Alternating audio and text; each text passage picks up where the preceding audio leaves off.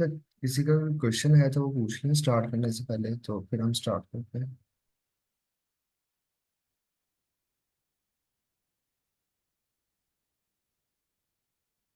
कोई क्वेश्चन नहीं है किसी का?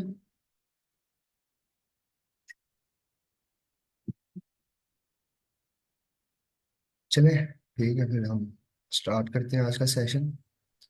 जैसा कि आपको पता है कि हमने कल से स्टार्ट किया हुआ है ऑफिशियल डॉक्यूमेंटेशन को। ठीक है, तो कल हमने क्या क्या पढ़ा था, कोई यही बता दे।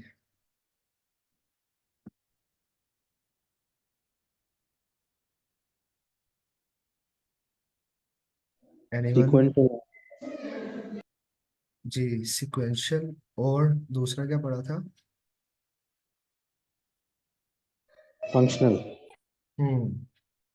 चले, आई होप आप लोगों को ये कंसेप्ट क्लियर होंगे। क्या नाम है, सीक्वेंशियल और फंक्शनल।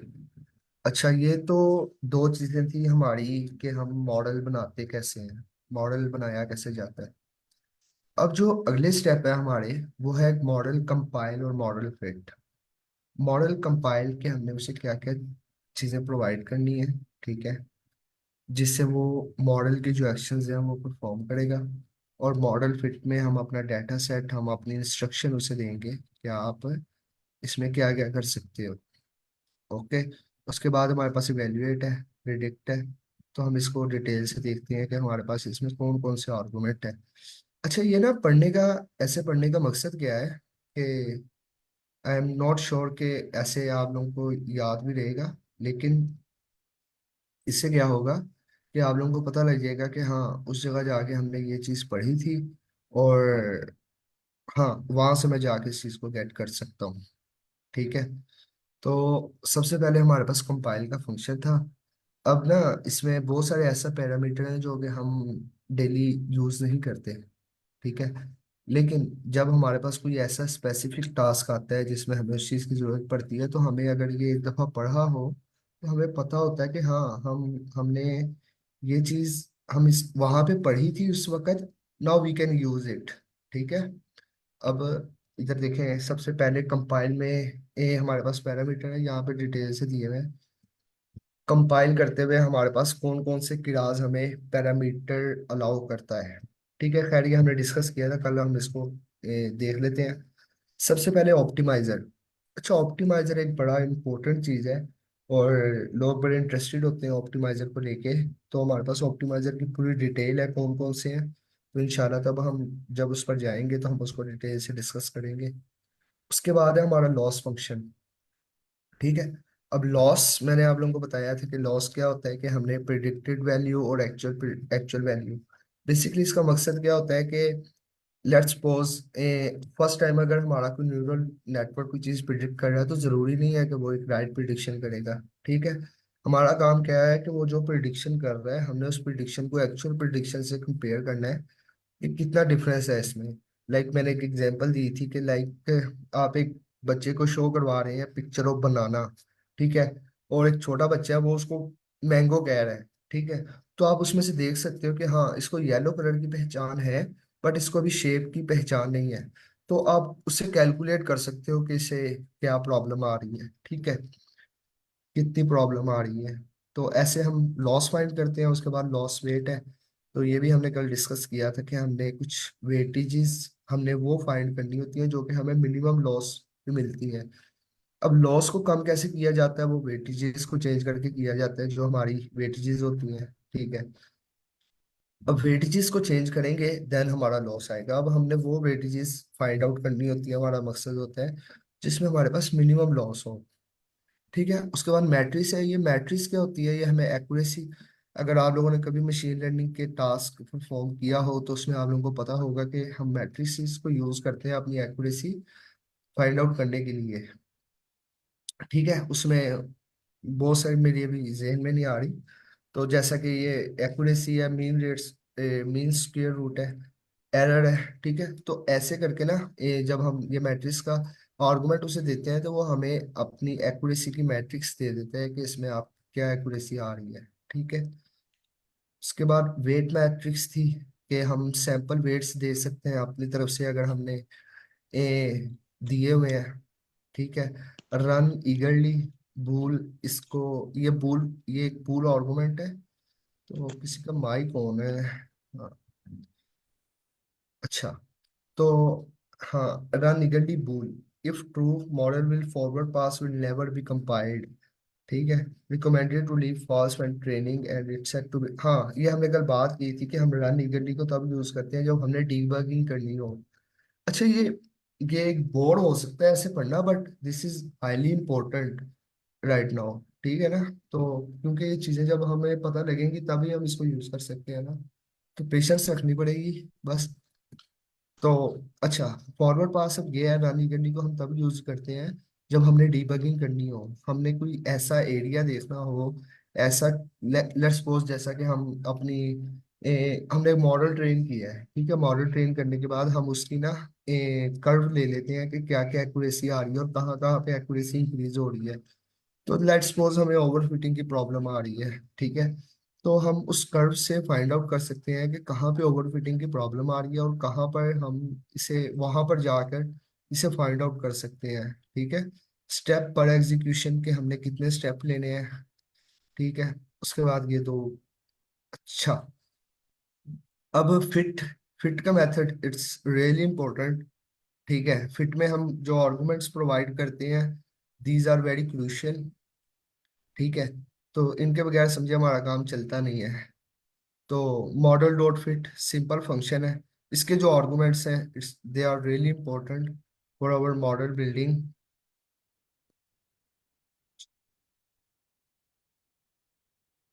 एक मिनट, बंद हो जाओ। हाँ। अच्छा, यहाँ तक किसी को कोई चीज में प्रॉब्लम आ रही है तो बता दें। क्लियर है यहाँ तक? यस क्लियर है। ठीक है। अच्छा चले, अब ना हमारे पास अगला जो पैरामीटर है फिट। अब हम जब फिट को यूज करते हैं ना, तो हमारे पास सिंपल होता है कि हमने उसको इनपुट डाटा देना है, आउटपुट डाटा देना है, वैलिडेशन सेट देना है। ये वाला। ठीक है। एक मिनट, एक दो अपना माइक का तीन। ख्याल रखें काइंडली। अच्छा, जो फिट का जो फंक्शन होता है, उसमें हम बेसिकली क्या करते हैं ज्यादातर कि हम इनपुट डाटा देते हैं, आउटपुट देते हैं। उसमें हमने कौन सा मतलब कि हमने वैलिडेशन लगानी है, बैच साइज बता देते हैं और इपोक लगा देते हैं, हमारा काम चलता है। बट ये डॉक्यूमेंटेशन से हमें इधर पता लगेगा कि हमारे पास और कौन से आर्गुमेंट हो सकते हैं जो हम दे सकते हैं। ठीक है। अच्छा, फर्स्ट आर्गुमेंट है इनपुट डाटा। ठीक है।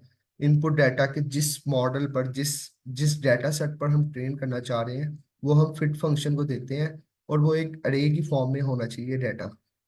This is the must. ठीक है ना। तो अगर वो कह रहे हैं कि आप ये वाले फंक्शन यूज कर रहे हैं, तो ये ऑलरेडी अरे की फॉर्म में ही हो सकते हैं। ठीक है। उसके बाद यहाँ तो आपके पास दो ऑप्शंस होते हैं, नमपाई अरे बना लें या टेंसर्स बना लें। अच्छा, टेंसर फ्लो की भी एक लाइब्रेरी है। मेरा दिल था कि उसको मैं डिस्कस करता, बट आई डोंट थिंक कि अब हमारे पास टाइम है। तो उसमें भी हम ना NumPy के जितने ऑपरेशंस है ना, वो सारे हम टेंसर फ्लो में परफॉर्म कर सकते हैं, अरे बना सकते हैं, 2D अरे, 3D अरे ना। तो टेंसर रिसाइज के फंक्शंस को भी हमें अलाउ करता है। अच्छा, उसके बाद हमने वाई वैल्यूज देनी है। एज यू नो, एक्स हमारी हमेशा वो होते हैं फीचर्स, और वाई वैल्यूज जो होती हैं टारगेट, मतलब कि उनके रिजल्ट्स क्या है। ठीक है। तो ये हम इसको भी अगेन हम numpy अरे या टेंसर्स में प्रोवाइड करते हैं। अच्छा, बैच साइज, ये एक बड़ा इंपॉर्टेंट, लोग क्वेश्चन पूछते भी हैं कि कितना रखना है, क्या करना चाहिए। अच्छा, कोई किसी को पता बैच साइज क्या होता है? सर मॉडल जो है एक वक्त में कितनी इमेजेस को उठा के मतलब ट्रेन करे जो है। एग्जैक्टली, बिल्कुल ठीक आंसर और है आपका। और ये जो है 2 की पावर में आ रहा होता है कि 16, 32, 64, 128। हम्म। अच्छा, अब सिंपल लफ्जों में सर ने बिल्कुल सही कहा। अगर मैं सिंपल लफ्जों में कहूँ कि बैच साइज क्या होता है, बैच साइज का मतलब ये है कि हमने अपने डाटा सेट को सबसेट्स में डिवाइड करना है। अब लेट्स सपोज हमारे पास ये एक सेट है 1 2 3 4। अब हम क्या करते हैं, इसको सबसेट में डिवाइड कर लेते हैं। 1 और 2 एक सबसेट बन गया। उसके बाद ये 3 3 और 4 ये हमारे पास एक सबसेट बन गया। ये क्या हुआ, हमारा सेट दो सबसेट्स में डिवाइड हो गया। ठीक है। तो बैच साइज का हमारा मकसद ये होता है कि हमारा जो डाटा सेट है उसको हम स्मॉल बैचेस के अंदर डिवाइड कर देते हैं, बैच बना लेते हैं उनके। लेट्स सपोज हमारे पास अगर 32 हम बैच साइज रख रहे हैं, अगर हमारे पास 1000 इमेजेस हैं तो 32 इमेजेस का बैच बनता जाएगा और वो सारा डाटा सेट डिवाइड हो जाएगा। ठीक है। इसका मकसद क्या होता है कि हमारा जो मॉडल और जो कंप्यूटेशनल पावर है वो इजीली उसको एफिशिएंटली उसको सॉल्व करती है, और एक वक्त में उसे थोड़ा डाटा सेट मिल रहा होता है जिसको वो अच्छे तरीके से परफॉर्म कर सकती है। लाइक उसे एक दफा में 1000 का डाटा सेट नहीं जा रहा हमारा सीपीयू को, हमारा सीपीयू को बैचेस में डाटा सेट जा रहा है। 32 स्मॉल स्मॉल स्मॉल। ठीक है। तो इस इधर इधर वो कह रहे हैं कि बैच साइज के अंदर हम इंटीजर वैल्यूज प्रोवाइड करते हैं जो हमारे पास पैरामीटर है। ठीक है, या नॉन प्रोवाइड करते हैं। डिफॉल्ट वैल्यू जो है बैच साइज की वो 32 है। अगर आप लोग do not in the form of data set, वो कह रहे हैं कि अगर आपका डाटा सेट जनरेटेड की या किरास की यूटिलिटीज की जो डाटा सेट है उस फॉर्म में है तो फिर आपको जरूरत नहीं है कि आप बैच साइज को स्पेसिफाई करें। ठीक है। तो this is a really important concept. अगर आपको किसी को मे भी कहेंगे ना कि मुझे डीप लर्निंग या एआई आती है, तो वो आपसे ये वाला क्वेश्चन लाजमी कर सकता है कि what is batch size. Now another important concept, epochs. Epochs के बारे में आपका क्या आइडिया है?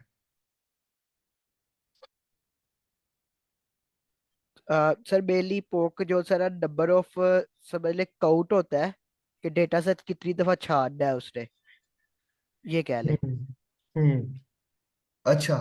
अब बिल्कुल सर ने सही कहा। अगर हम सिंपल लफ्जों में देखें तो इसको आप ये कह सकते हैं कि हमारा मॉडल कितनी दफा डाटा सेट पर ट्रेन होगा। हमारा मॉडल एक दफा एक पूरे डाटा सेट पर ट्रेन हो चुका है, it's mean one epoch is completed. अब वो नेक्स्ट दोबारा उसमें होगा, देन मीन्स टू से ए सेकंड इपॉक इज कंप्लीटेड। हम जितने इपॉक्स रखेंगे वो उतनी दफा उसके उसके ऊपर ट्रेन होगा। ठीक है। अब इधर एक क्वेश्चन बनता है कि हमें बार बार एक ही डाटा सेट के ऊपर ट्रेन करने की क्यों जरूरत है? एनीवन? अगर हम एक दफा उसको ट्रेन करते हैं तो हो सकता है उसने कोई स्पेसिफिक इनपुट ली हो, ठीक है, और उसके लिहाज से उसको ट्रेन किया हो।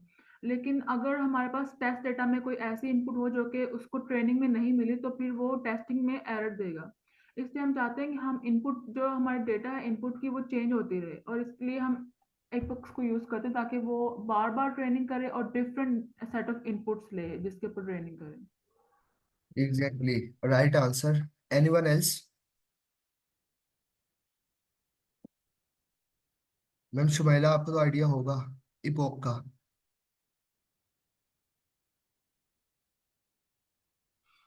जी सर, मैं बस सुन रही हूँ। जी एक्सप्लेन कर एक्चुअली दें थोड़ा सा इपॉक को। जी सर, इपोक्स होती हैं वो किसी भी एक हम ये कह सकते हैं कि एक साइकिल होती है जिसके अंदर नंबर ऑफ आइट्रेशंस जो होती हैं वो परफॉर्म होती है इन अच्छा, तो डाटा हमें सेट। ये ज्यादा इपॉक की जरूरत क्यों पड़ रही है, पड़ती है? एक ही इपॉक से क्यों काम नहीं चलता? डाटा ट्रेन हो रहा होता है ना सर, हो सकता है उसके अंदर कुछ फीचर्स मिस हो जाए।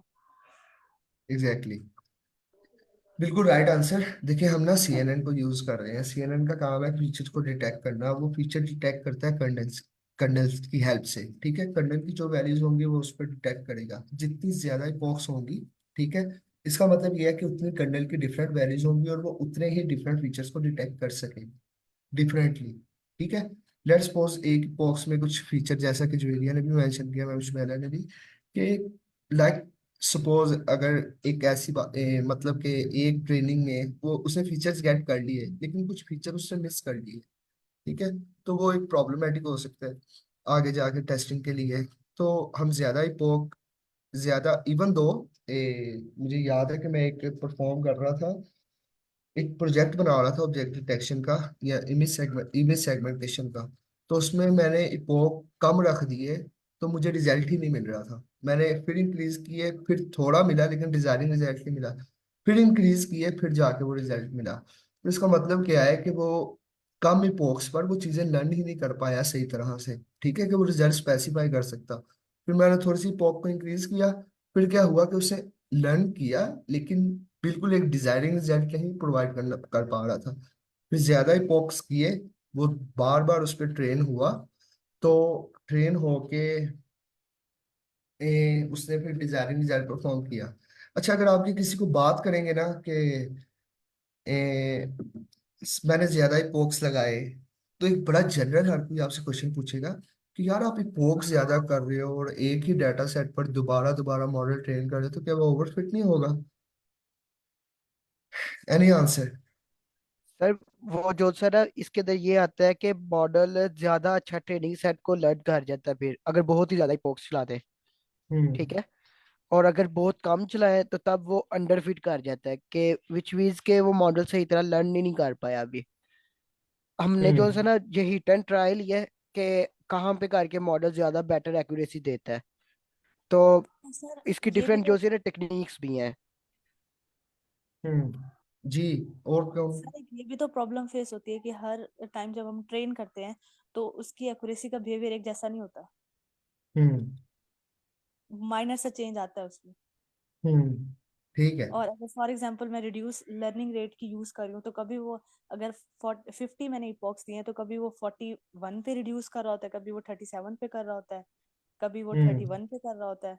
तो उसकी हम्म। एक्यूरेसी का बिहेवियर भी सेम नहीं होता क्योंकि वो लर्न हम्म। कर रहा होता है ट्रेनिंग डाटा से। ठीक हो गया। मैम ये तो बात ठीक हो गई, लेकिन मेरा क्वेश्चन ये है कि ज्यादा ही पोक लगाएंगे तो ओवरफिट नहीं होगा डाटा हो मॉडल? जाएगा और फिट हो जाएगा अगर बहुत ज्यादा लगाएंगे ना तो ओवर फिट कर हम्म। जाएगा। ओवरफिट कर जाएगा। ठीक है। तो ओवरफिट से बचने के लिए डिफरेंट टेक्निक्स भी होती हैं। इपोक्स भी ज्यादा लगे और ओवरफिट भी ना हो, हाँ ऐसा जी। कुछ होता है? ओवरफिट से बचने के लिए ना हमारे पास चार पांच डिफरेंट टेक्निक्स है। पहली जो टेक्निक है वो ये है कि आप अर्ली स्टॉपिंग यूज कर लो। अर्ली स्टॉपिंग क्या है? वो आपको ना एक वे प्रोवाइड करता है कि आपका मॉडल ट्रेन कर रहा है। उसके अंदर कुछ पैरामीटर हमने पास करने होते हैं। वो ये डिफाइन करते हैं कि आपने कितनी देर तक ये देखना है क्या मॉडल लर्न कर रहा है कि नहीं कर रहा। अगर एट 3-4 इपॉक के बाद या 10 इपॉक के बाद आप ये कहते हो कि नहीं मॉडल लर्न नहीं मजीद कर रहा, तो देन वो जो अनलिमिटेड इपॉक्स चल रही है ना बाकी रिमेनिंग वो नहीं चलाएगा, वो वहां पे जस्ट स्टॉप करेगा और रुक जाएगा। सेकंड आता है कि आप इसके ऊपर जो है ना डेटा एगमेंटेशन कर लो। डेटा एगमेंटेशन से क्या होगा कि आपके मॉडल की मल्टीपल मतलब समझ लें डिफरेंट सीक्वेंसेस हो जाएंगे कि कोई भी आपके पास जो भी डेटा सेट है ना उसकी मल्टीपल कॉपीज आ जाएंगी तो वो न्यू के ऊपर जो है ना लर्न करेगा। देन थर्ड आपके पास ये आ जाता है कि आप के फोल्ड ट्राई कर लो। के फोल्ड क्या होता है कि आप ना यही इपॉक्स को ओवरऑल टोटल कितने नंबर ऑफ टाइम्स शुरू से लेके एंड तक चलाना चाहते हो। ये कुछ हम्म। टेक्निक्स मतलब हमारे पास आती जाती हैं फिर। ये ना देखें, अच्छा, अब ये ऐसा टॉपिक है जिस पर ना बड़ा इंटरेस्ट पैदा होता है, जिस पे प्रोफेसर रिसर्च करते हैं कि कौन सी टेक्निक है जिससे हम ओवर फिटिंग से बच सकते हैं और अच्छे रिजल्ट भी दे सकते हैं। तो मैं एक रिसर्च पेपर पढ़ रहा था, तो उन्होंने उसमें बड़ा अच्छा मेंशन किया हुआ कि आप ना ऐसा करें, लेयर्स के दरमियान नॉइज को ऐड करें। ठीक है। तो जब आप नॉइज ऐड करेंगे तो पिक्चर्स एक दूसरे से डिफरेंट हो जाएंगी, तो मॉडल ज्यादा अच्छे से उसको लर्न कर सकेगा और ओवरफिट भी नहीं होगा। अब नॉइज क्या होती है? नॉइज समझ लें कि आप डिस्ट्रैक्शन डाल देते हैं इमेजेस के अंदर। ठीक है।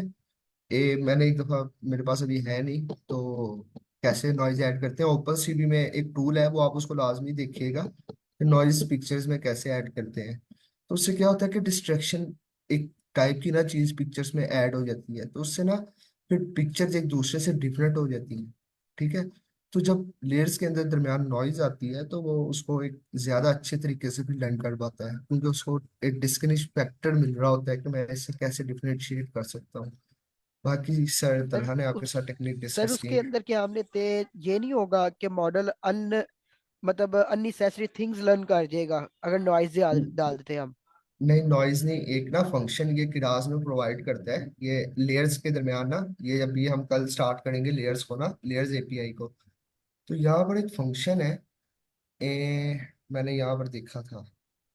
इधर एक फंक्शन है बैच नॉर्मलाइजेशन का।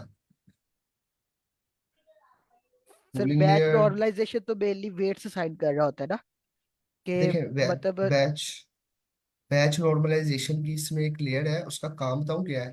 वो इस लेयर किरास की जो, हाँ ये देखें, ये लेयर है नॉर्मलाइजेशन लेयर। ये क्या करेगा कि एक तो वैल्यूज को नॉर्मलाइज करेगा और उसमें खुद ब खुद नॉइज भी ऐड करेगा।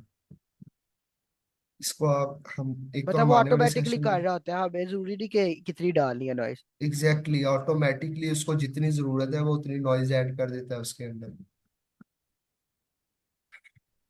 वो और वैल्यूज को नॉर्मलाइज भी कर देता है खुद ठीक ब है। खुद। हम्म।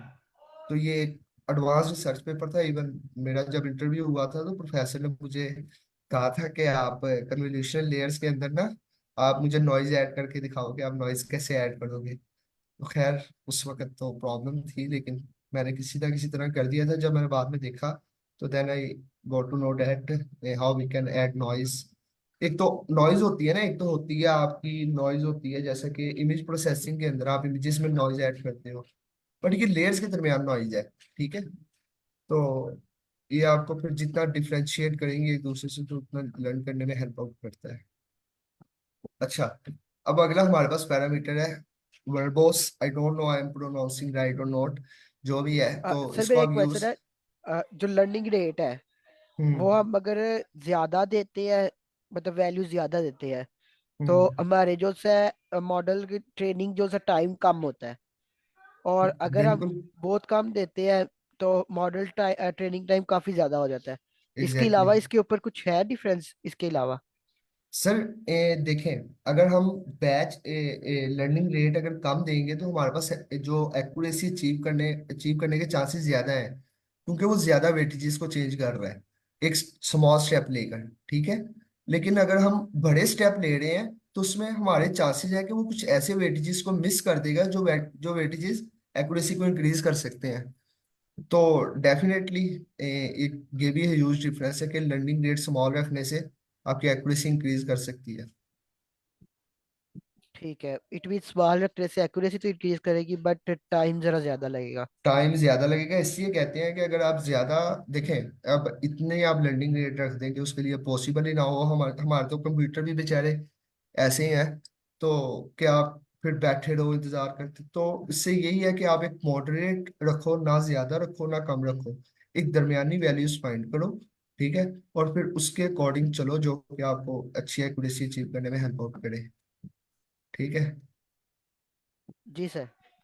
ठीक है। अब ये एक पैरामीटर है verbose. I don't know I pronouncing right or not, but ये हमें ना प्रोग्रेस शो करता है कि हमारे मॉडल में क्या प्रोग्रेस हो चुकी है, क्या सीन है। ठीक है। तो अच्छा, कॉल बैक का फंक्शन है। ये call back list of call back functions, list of call back to apply during training. अच्छा, ये डिफरेंट कॉल बैक फंक्शंस हैं but I don't use it yet. अगर किसी को नॉलेज है तो बता दें कि कौन कौन से कॉल बैक फंक्शन होते हैं, वरना फिर हम सर ये किसी जो प्रोजेक्ट में अर्ली कर देते स्टॉपिंग है हैं। ना, वो एक्चुअली कॉल बैक फंक्शन ही है हमारा। Exactly early exactly. स्टॉपिंग जो है। हाँ। हाँ, थैंक यू सो मच याद करवाने के लिए। अर्ली स्टॉपिंग का मतलब क्या है कि लेट्स सपोज हमने एक डिजायरिंग एक्यूरेसी लेनी है। ठीक है। हम क्या करेंगे कि कॉल बैक फंक्शन लगाएंगे कि हमें जैसे ही एक्यूरेसी मिल जाए मॉडल की ट्रेनिंग को स्टॉप कर दो। ठीक है। और आगे हमने कंटिन्यू नहीं करना। ऐसे ही है ना सर। हाँ जी। हाँ सर और तो रिड्यूस ऐसे लर्निंग रेट भी तो हम इसी में यूज करते हैं, कॉल एग्जैक्टली बैक। एग्जैक्टली ऐसे ही कॉल बैक फंक्शंस होते हैं जिसमें लर्निंग रेट वगैरह, कोई अर्ली स्टॉपिंग और भी दो चार फंक्शंस होते हैं। तो वो भी हम ना मॉडल फिट के अंदर यूज कर सकते हैं। ठीक है। उसके बाद validation split, it's again an important point. Anyone would like to mention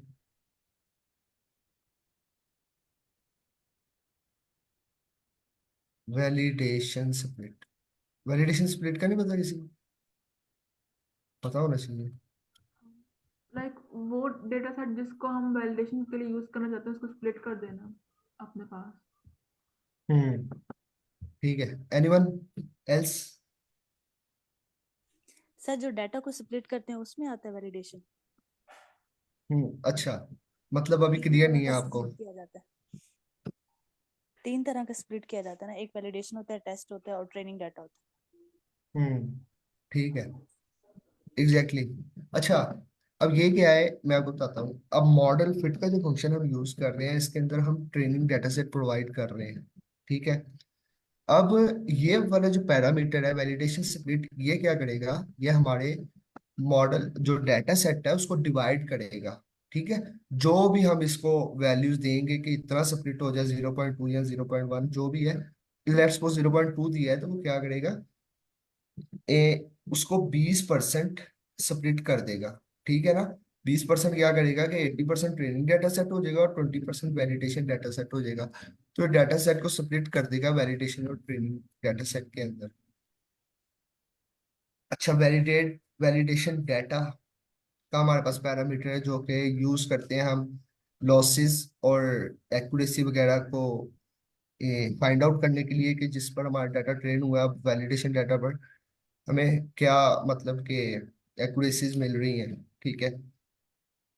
अच्छा, उसके बाद एक फंक्शन है, ये पैरामीटर है शफल का। अच्छा, शफल का पैरामीटर क्या करेगा कि हमारी जितनी इपॉक्स हो जाएंगी ना, हर इपॉक के बाद डाटा को शफल कर देगा। सिंपल। ठीक है। शफल का भी आप सबको पता है। तो एक एक अरेंज में है ताकि मॉडल ओवरफिट भी ना हो, उसको डिफरेंट हर जगह जब उसको पता ना ना हो कि अगली कौन सी भी जा रही है, ये वाली आनी है, तो इस वजह से ना हर इपोक के बाद ये शफल ना डाटा सेट को स्प्लिट कर देता है। अच्छा, तो इधर बात लिखी हुई है this argument is ignored when x generator is TF data. अच्छा, टेंसर फ्लोट किरासा हमें डाटा सेट प्रोवाइड करते हैं, तो उन्होंने ये चीजें ना ऑलरेडी इम्प्लीमेंटेड की होती हैं, तो इधर वो पॉइंट आउट कर रहे हैं कि अगर आप टीएफ डाटा सेट यूज कर रहे हैं तो you can ignore this function. ठीक है। अच्छा, तो अगला फंक्शन है क्लास वेट के, इसमें हम डिक्शनरी प्रोवाइड कर सकते हैं। 2 मिनट ऑप्टी optional dictionary mapping value use for weighting the loss function. This can be helpful model to pay more attention to sample and represented classes. अच्छा, मेरे ख्याल से ये हमें वेट प्रोवाइड करेगा, वेटिंग, जो कि हमें लॉस फंक्शन फाइंड आउट करने में यूज हुए हैं। आई थिंक सो, जहां तक मुझे समझ आ रहा है। Anyone if read.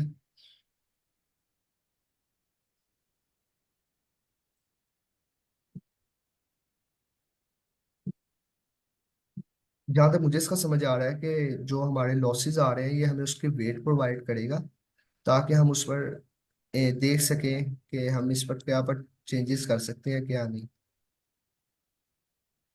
Sir I think so इसमें ये नहीं है कि मतलब जो से कुछ सैंपल्स ऐसे हैं कि आपने उनके ऊपर ज्यादा फोकस करना है। मॉडल ने नहीं किया अभी, मतलब मॉडल हम्म। ओवरऑल तो सबको एक जैसे ही ले रहा है ना।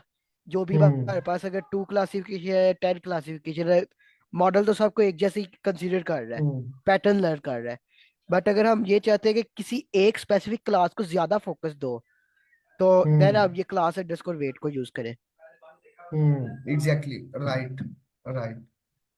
ठीक है, बिल्कुल सर, सही ऐड किया।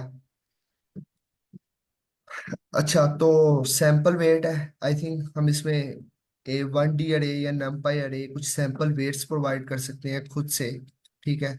जो कि हम यूज करना चाह रहे हैं मॉडल के लिए, क्योंकि एज यू नो किरास जो है वो डिफॉल्ट वेटेजेस प्रोवाइड करता है, but if you want to use some your own weights then you can provide like here is mentioned you can provide 1D array and 1 by 1 mapping and you can also pass 2D array as well। ठीक है। तो अगर हम कुछ अपने wait से ना चाह रहे हैं तो वो भी हम प्रोवाइड कर सकते हैं। अच्छा, इधर एक पैरामीटर है इनिशियल इपोक का। ठीक है। ये इंटीजर है start training epoch eight which start training useful for resuming a previous training run. I think so कि कहीं पर हमने शायद ट्रेनिंग स्टॉप की है और हम आगे दोबारा उसको स्टार्ट करना चाह रहे हैं, तो मे बी ये उसमें हेल्प आउट कर सकता है। ठीक है। इसकी जो मैं अंडरस्टैंड कर रहा हूँ इससे वो ये है कि हमने एक मॉडल स्टॉप किया 20 पोक्स पर रन करके हमने उसे सेव कर लिया, अब दोबारा हम उस मॉडल को यूज करना चाह रहे हैं। तो मे बी हम उसको कह सकते हैं कि पहले वो 20 पोक्स पे ऑलरेडी ट्रेन है, अब जो अगली पोक्स है आप उस पर ट्रेन हो।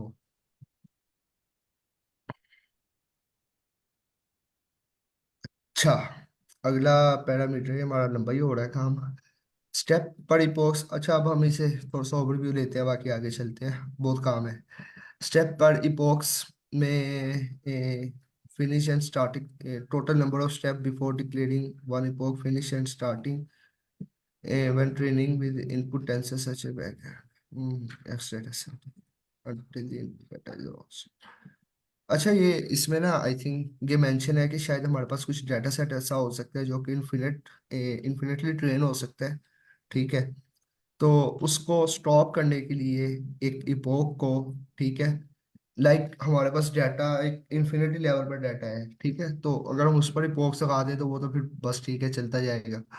तो ये मे भी उसको उस सिनेरियो को ना कॉप अप करने के लिए यूज हो सकता है।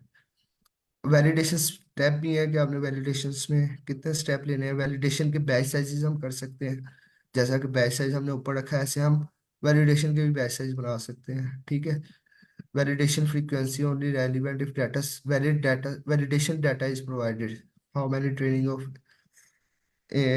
How many training epoch to run before a new validation frequency to every two epoch. हाँ, इसमें वो यही बात कर रहा है कि अगर आप अपना भी वैलिडेशन डाटा सेट प्रोवाइड कर रहे हैं तो आप क्या करेंगे कि हर दो पोक के बाद आप रख देते हैं कि तुमने डाटा को वैलिडेट करना है।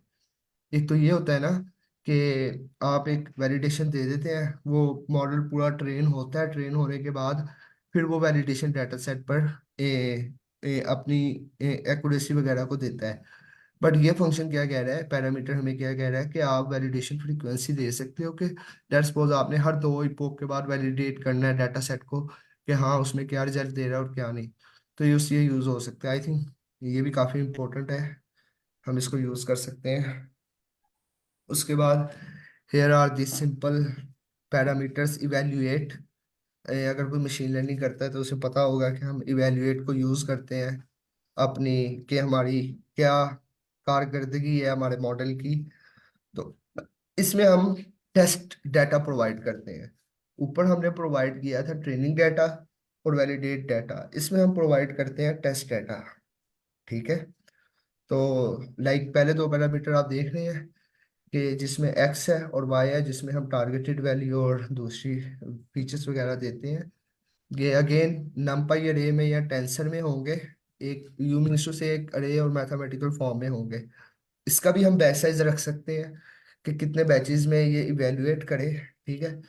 उसके बाद वर्सो, ये हमने ऊपर पढ़ा है कि इसकी परफॉर्मेंस क्या है। सैंपल वेट्स भी हम इसे दे सकते हैं, स्टेप्स के कितने स्टेप्स लेने हैं इसने इस पर इवेलुएट करते हुए। कॉल बैक फंक्शन एक यूज कर सकते हैं, जैसा कि आगे दो मेंशन हुए हैं कि आगे दो मेंशन हुए थे, जैसे कि एक अर्ली स्टॉपिंग वगैरह, कि यहाँ पर हमें एक्यूरेसी मिल गई तो बस इवेलुएट करना बंद कर दो, यस इट इज फाइन। तो ऐसे हम कॉल बैक फंक्शन भी यूज कर सकते हैं। और एक आखिरी है रन डिक्शनरी का, ठीक है। If true loss and metrics are result, अच्छा अगर हम इसको ट्रू करेंगे तो जो हमारे पास लॉस और मैट्रिसेस है वो एक डिक्शनरी की फॉर्म में हमें मिल जाएंगे, ठीक है। एक डिक्शनरी की फॉर्म में मिलेंगे, अगर हम इसे फॉल्स करेंगे तो ये हमें एक लिस्ट की फॉर्म में मिलेंगे, ठीक है। तो उसके बाद हमारे पास ये मेथड है एक प्रिडिक्ट का, ठीक है।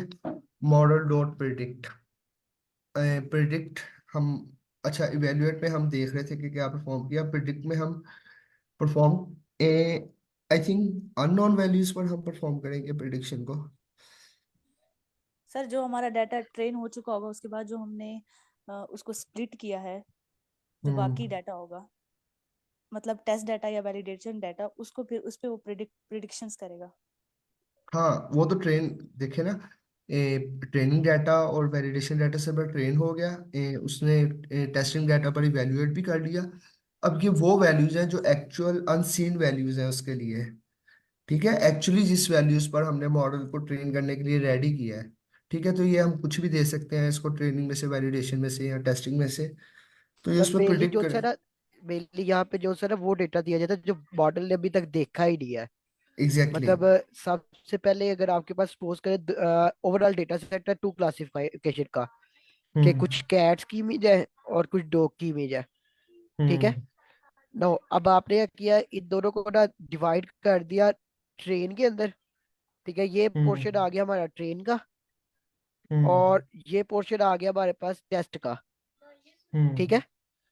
नो, अब जो मॉडल की हमारी ट्रेनिंग होती है ना, वो इतने जस्ट पोर्शन में से होती है, ये वाले पोर्शन में से। इसी हम्म पोर्शन को मजीद जो सर है, समझ ले 80-20 की रेशो में हम कर देते हैं मजीद।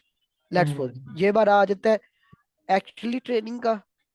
ठीक है। हम्म और ये हमारा आ जाता है वैलिडेशन का। हम्म ठीक है। अब इतने सारे के सारे के ऊपर मॉडल क्या करेगा, ट्रेन और वैलिडेट करता रहेगा जितनी भी पोक्स है हमारी। ठीक है। हम्म जब हमारा ये कंप्लीट हो जाएगा सारा का सारा प्रोसेस, तो प्रिडिक्शन के लिए यूज होगा। अभी तक मॉडल ने ये पोर्शन देखा ही नहीं है, इतना जो हम्म पोर्शन है। तो वो हम इसके ऊपर करते हैं, ये वाले सारे पोर्शन में। राइट राइट राइट, ठीक हो गया।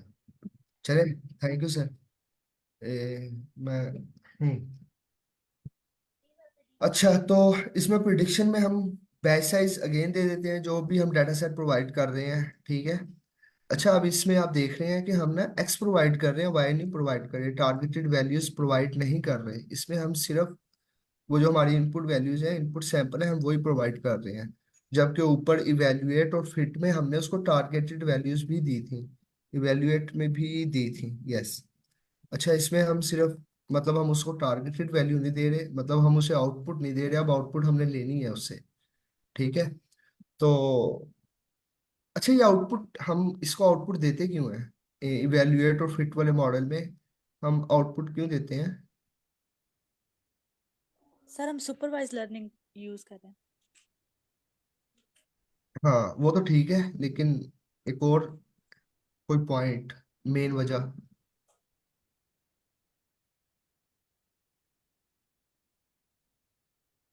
अच्छा, अब हम बात कर रहे हैं लॉसेस की। ठीक है। अब हम लॉस की बात कर रहे हैं, अब हम कह रहे हैं लॉस फाइंड करते हैं हम एक्चुअल प्रिडिक्शन से और जो प्रिडिक्शन मॉडल दे रहा है उससे। अब एक्चुअल प्रिडिक्शन क्या है? एक्चुअल प्रिडिक्शन वाई है। जो प्रिडिक्शन की है उसने। नहीं सर, एक तो प्रिडिक्शन उसने की है और एक एक्चुअल प्रिडिक्शन। ठीक है, मतलब कि सही आंसर, एक जो आंसर वो दे रहा है, एक जो सही आंसर हमारे पास है। ठीक है। तो लॉसेस फाइंड होते हैं जो मॉडल हमें वैल्यू देगा प्रिडिक्ट करके, फिर हम उसको वाई की वैल्यू से देखेंगे कि हमारे पास कितना डिफरेंस है। ठीक है। पहले वो लर्न करेगा, लर्न करके वाई पर, फिर वो देखेगा कि वाई से कितना डिफरेंस है। फिर वो लॉसेस फाइंड करेगा, लॉसेस फाइंड करके फिर उसके वेटेजेस चेंज होंगे, और फिर वो उस एक्यूरेसी को अचीव करने की कोशिश करेगा। ठीक है। आई समझ? सर मतलब कि एक्चुअल रिजल्ट को आप कह रहे हैं वाई जो है। देखें सर, अब हमने ना एक बच्चे को, लेट्स सपोज हमने एक मॉडल को ट्रेन करना है। ठीक है। अब हमने उसे एक पिक्चर दे दी है, ये मैं एनोटेट करता हूँ। अब हमने उसे ये एक पिक्चर दे दी है। अच्छा, अब हमने उसे ये पिक्चर दे दी है। ठीक है। अब उससे क्या पता कि ये पिक्चर किस चीज की है? ठीक है। अब हमने उसे वाई दे दिया, वाई का मतलब कि हमने उसे बता दिया कि ये पिक्चर डॉग की है। ये जो फीचर्स तुम एक्सट्रैक्ट कर रहे हो, ये जो फीचर्स हैं, ये फीचर्स हैं डॉग के। ठीक है। अब मॉडल ने ट्रेन कर लिया। ठीक है। अब मॉडल क्या करेगा, मॉडल उसको प्रिडिक्ट कर देता है, ट्रेन नहीं हुआ सही, उसको प्रिडिक्ट कर देता है कि this is like a cat. ठीक है। कुछ कैट की वो ऐसा प्रिडिक्ट करता है जो कि डॉग से काफी सिमिलर है। ठीक है। फिर हम इसकी जो रिजल्ट आएगा, फिर हम इसको आइडेंटिफाई करेंगे इसके साथ कि ये डॉग है या नहीं है, और है तो कितना डिफरेंस है। ठीक है। तो ये है वो प्रिडिक्शन जो हमें मॉडल ने दी है, मॉडल प्रिडिक्शन, मॉडल प्रिडिक्शन। और ये है हमारी एक्चुअल प्रिडिक्शन, कि एक्चुअल क्या है, ये पिक्चर किस लिए है। एक्चुअल प्रिडिक्शन ये है। तो फिर लॉस फाइंड होता है एक्चुअल प्रिडिक्शन माइनस जो मॉडल ने प्रिडिक्शन की है, मॉडल प्रिडिक्शन। फिर जो वैल्यू आती है इन दोनों में से माइनस करके उसका स्क्वायर लेते हैं, वो होती है हमारे पास लॉस फंक्शन की values. Is it clear? Sir इसमें थोड़ी कंफ्यूजन है। मतलब हम at the end loss function तो ऑटोमेटिकली भी कैलकुलेट हो रहा होता है ना एक, कि मॉडल ट्रेनिंग के दौरान कौन सा लॉस कर रहा है या सर वैलिडेशन लॉस कितना आ रहा है। सर ऑटोमेटिकली कैसे हो सकता है? मतलब देखें, जब हम ट्रेन कर रहे होते हैं जी तो ट्रेन कर रहे होते हर हैं, इपॉक पे शो हो रहा होता है ना कि ट्रेनिंग लॉस इतना हुआ है, वैलिडेशन लॉस इतना हुआ है, तो सर अब या हम ट्रेनिंग उसे की एक्स एक्यूरेसी और इतनी। वाई एक्स और वाई दोनों प्रोवाइड कर रहे होते हैं, तब वो बता रहा होता है कि लॉस कितना हो रहा है। ठीक है। अब एक बात समझे, वो लॉस कैलकुलेट कर कैसे रहा है? ये चीज सोचें, वो हमें करके तो वो दे रहा है, ट्रेन बट कर वो रहा है कर ना, कैसे रहा है? ट्रेन इमेज देख रहा है बार बार। तो पहली दफा हम्म उसका लॉस ज्यादा होता है, लेकिन जैसे जैसे इपॉक बढ़ती जाती है तो वो जो है हमारे पास कम होता जाता है लॉस जो है, क्योंकि उसने सर नए फीचर लर्न करना होता है ना। नहीं सर, देखें, अब एक एग्जांपल देता हूँ आपको। हमने एक पिक्चर दे दी है काऊ की, ठीक है। अब मॉडल को एक खाली पिक्चर दे दिया कि दिस इज काऊ। अब मॉडल को कौन बताएगा कि दिस इज काऊ, कि ये काऊ की पिक्चर है? उसको कैसे पता लगेगा? वो फीचर एक्सट्रैक्ट ओके तो वो, करेगा, अपने काम करेगा, हाँ, लेकिन मॉडल को हम बताएंगे कि जो फीचर एक्सट्रैक्ट कर रहे हो ये फीचर काऊ के हैं। ठीक है। लाइक आप ना इसको सिंपल समझे, this is AI is all like कि हम हमारे दिमाग कैसे ट्रेन होते हैं। अब एक बच्चे को हम कायदा एबीसी वाला पढ़ाते हैं ना, तो हम उसे बताते हैं कि A and this picture is like aeroplane, ये एरोप्लेन है। हम उसे खुद, अब एक छोटा बच्चा देखे, हम उसे खुद बताते हैं कि ये चीज क्या है, ये चीज क्या है, ये चीज क्या है। फिर वो उस चीज को लर्न करता है और आगे चलता है। ऐसे ही यही भी मॉडल ट्रेन होते हैं और वर्क करते हैं। Is it clear? सर ये हम कैसे उसे बता रहे हैं कि ये चीज आपके पास लाइक एरोप्लेन है या काउ है? ये कौन मॉडल सा को पैरामीटर डिफाइन कर रहा है? हाँ जी। वाई वाई एक्स पिक्चर है, वाई उसको बता रहा ठीक है है। कि ये पिक्चर किस चीज की है। हमारे पास जो डाटा सेट होते हैं, जो अब अगर आपने भी डाटा सेट को यूज किया हो, तो उसमें हमने खाली इमेजेस नहीं प्रोवाइड करते, हम उसकी जो क्लासेस बनाई होती हैं, जो क्लासेस का कह रहा हूँ, हमें देखें, जो जो प्रोवाइड कर रहे होते हैं हम, मेरे पास कोई डाटा सेट अभी जहन में नहीं है। तो मेनली लेबल आप कह रहे हैं, मतलब लेबल भी हम लेबल, प्रोवाइड करते हैं। Exactly, label label label label को ही हम वाई कह रहे हैं। ठीक है। ठीक है। ठीक है। हाँ, लेबल। तो फिर वो y की वैल्यू से ही लॉसेस को फाइंड करता है। ठीक है। फिर इस तरह हमें हेल्प होती है, तो मॉडल फिर लर्न करता है। अब इधर हमारा जो प्रिडिक्ट का फंक्शन है, इसमें हम कुछ चीज लर्न वगैरह नहीं करवा रहे। अब हम उसको कह रहे हैं कि भाई तू हो गया है, किस काबिल हो गया, तुझे रेडी कर दिया है। अब तूने बस हमें बता रहा है कि ये क्या है और क्या नहीं। ठीक है। तो इसमें हम सिर्फ एक्स देते हैं, हम ओनली ऑन पिक्चर देंगे, उसका लेबल नहीं देंगे। हम सिर्फ पिक्चर दे रहे हैं, या जो भी डाटा सेट जो भी है, नंबर्स में है, किस में है, वो उसको दे रहे हैं। उसको अगेन बैच साइज में डिवाइड कर रहे हैं, ताकि हमारा क्या नाम है, वो डिवाइड हो सके और कंप्यूटेशनली सॉल्व हो सके। ये प्रोग्रेस को करेगा, स्टेप्स और कॉल बैक, कोई कॉल बैक फंक्शन यूज करना हो, फिर ये हमें वैल्यू प्रेडिक्ट करके देगा कि हाँ आपकी क्या सीन है, आपका मॉडल किस काबिल है। ठीक है। Is it clear? आखिरी दो पैरामीटर हमारे और हैं।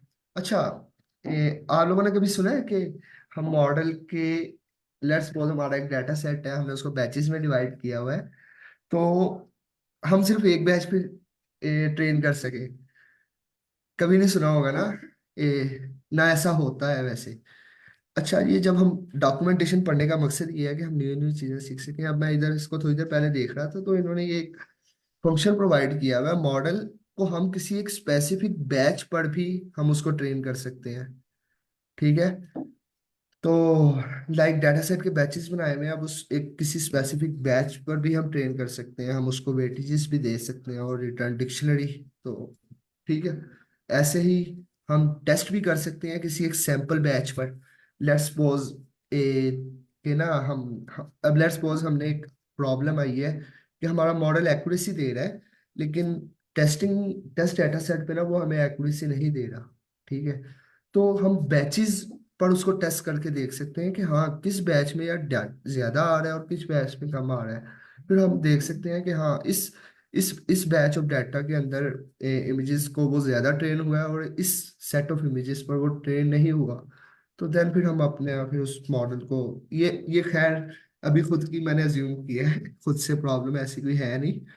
तो खैर these are the highly important two functions, ट्रे हम किसी एक और उस पर प्रिडिक्ट भी कर सकते हैं किसी एक स्पेसिफिक बैच पर। ठीक है, खैर मैंने आज सोचा था कि हम ये भी करेंगे, saving and I don't no कि हम इसको कैसे कवर करेंगे, हमारा सेशन एक्सटेंड होगा या कैसे चलेगा। अब ये लेयर्स वाला बड़ा इंटरेस्टिंग है। ये देखे ना, अब लेयर्स आ जाएंगी सारी, activation layer, weight initialising layer, रेगुलाइजर्स।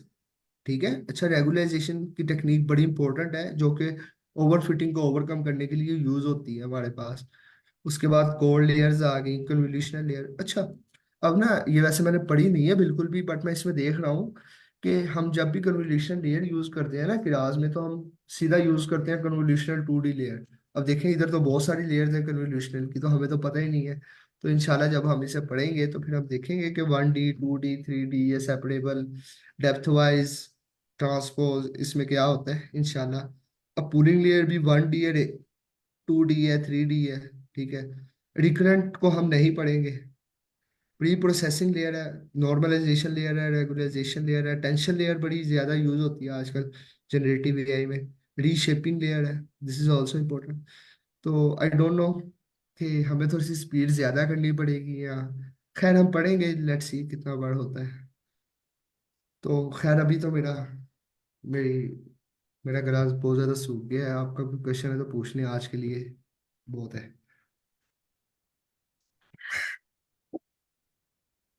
किसी का कोई क्वेश्चन है? सर जब हम डाटा को स्प्लिट कर रहे होते हैं ट्रेनिंग और वैलिडेशन में, क्या ये इनफ नहीं है कि पहले उसको ट्रेन कर लिया जाए फिर वैलिडेट कर लिया जाए? टेस्ट करना जरूरी होता है? अच्छा और अगर टेस्ट की जो एक्यूरेसी है वो टोटली उल्टा आ जाए फिर? सर, तनहा आप इसका आंसर करेंगे? क्वेश्चन दोबारा पूछिएगा। मेरा क्वेश्चन ये है कि हमने डाटा को स्प्लिट किया है ट्रेनिंग एंड वैलिडेशन में, हमने उसको ट्रेन भी कर लिया और फिर उसको वैलिडेट कर लिया, क्या उसको टेस्ट हम्म, करना जरूरी है? हाँ जी। उसके अंदर अब टेस्ट करना इसलिए जरूरी है कि आपने देखना होता है कि आपका जो मॉडल है वो कहीं ऐसा तो नहीं कि ओवरफिट कर गया है। क्योंकि ट्रेनिंग और वैलिडेशन तो बार बार उसने चेक किया ना इपॉक्स के अंदर।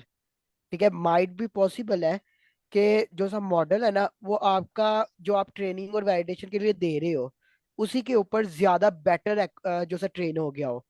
ठीक है, विच मीन्स के वो वही वाला डेटा समझता है ज्यादा सही। अगर उसको कोई बाहर से डेटा देते हैं ना न्यू, जो उसके लिए अनसीन है, वो उस पर सही रिजल्ट नहीं देता अभी। तो उसके लिए फिर हमें जरूरी होता है कि हम उसको टेस्ट भी किया जाए उसको। अब एग्जैक्टली सर बाज औकात ऐसा भी होता है कि जो हमारी वैलिडेशन एक्यूरेसी है, लेट्स से कि वो 99 आ रही है, लेकिन जब मैं उसका कंफ्यूजन मैट्रिक्स जनरेट कर रही हूँ उसी वैलिडेशन डाटा का ही, लेकिन वो एक्यूरेट नहीं आता, ऐसा क्यों होता है? ट्रेन तो मैम उसी मैं, डाटा पे हुआ है। जी सर। मेनली उसके लिए ना ये रीजन होती है कि जब आप वैलिडेशन डेटा पे काम कर रहे होते हैं और आपने इपॉक्स बनाई होती है, तो वो बार बार, मतलब फॉर एग्जांपल एक दफा उसने पूरी 100 टाइम इपॉक्स की। ठीक है, उसने उसके ऊपर टेस्ट किया, ओके, उसने एक रिजल्ट जनरेट किया। देन अगेन जब वो दोबारा से लेगा, उसने वो वाली इमेजेस एक दफा देख चुका है। दोबारा से जब उसने वैलिडेट किया तो उसने उन्हीं इमेजेस पे किया जो एक दफा उसकी नजर से गुजर चुकी है। विच मीन्स वो समझ लो ओवरफिट की हालत के अंदर वो जा रहा है। ठीक है। ठीक है, चलें इसमें मैं ऐड कर देता हूँ मैम। अगर सिंपल लफ्जों में कहें तो हम वैलिडेशन और टेस्टिंग को यूज करते हैं ओवरफिटिंग से बचने के लिए। ठीक है, अब जो वैलिडेशन का डाटा सेट होता है वो आपको पता है कि हम ट्रेनिंग डाटा सेट से ही सेपरेट करते हैं। तो जो वैलिडेशन सेट डाटा सेट का मकसद होता है कि जो ट्रेनिंग डाटा सेट पर मॉडल ने लर्न किया वो उसको देखता है कि इसने कितना अच्छा लर्न किया है। ठीक है, उसके बाद फिर जो टेस्टिंग डाटा सेट है वो इस चीज को देखता है कि अनसीन पिक्चर्स के ऊपर कैसे परफॉर्म करता है, क्या एक्यूरेसी देता है। तो हमारा ज्यादातर यही होता है कि वैलिडेशन और ट्रेनिंग डाटा सेट में एक्यूरेसी का डिफरेंस बहुत कम होता है, लेकिन टेस्टिंग एक्यूरेसी में डिफरेंस हमारा ज्यादा आ जाता है। ठीक है। तो टेस्टिंग बिल्कुल अनसीन इमेजेस होती है, हमने अपने मॉडल को ऐसे ट्रेन करना है कि वो किसी भी इमेजेस या किसी भी डाटा पर सही परफॉर्म कर सके उसके रिलेटेड जो है। तो that's why we use validate and test data. Is it clear? जी सर। चले, और किसी का क्वेश्चन है? 1 मिनट। अच्छा, ये बोरिंग तो नहीं है लग रहा आप लोगों को पढ़ना ऐसे? मैं इसको कोशिश तो यही कर रहा हूँ कि इंटरेक्टिव भी बनाया जाए। Is it okay? जी सर, ये ठीक है, इस तरह डिस्कशन भी हो जाती है और लर्न भी हो जाता है। एग्जैक्टली क्योंकि मेरे लिए भी कुछ न्यू चीजें होती हैं, आप के लिए भी होती हैं, तो हम उसको डिस्कस करते हैं ना, तो इससे ये है कि हमें बहुत सारी चीजें सीखने को मिलेगी इंशाल्लाह ताला। तो देखते हैं रमजान में हमारी कोई टाइमिंग बैठती है या नहीं बैठती, तो फिर वो फर्दर देखेंगे। खैर अब हम कवर करते जाएंगे जितना होगा हमारा इंशाल्लाह डेली। चलें, ठीक है फिर, अल्लाह हाफिज।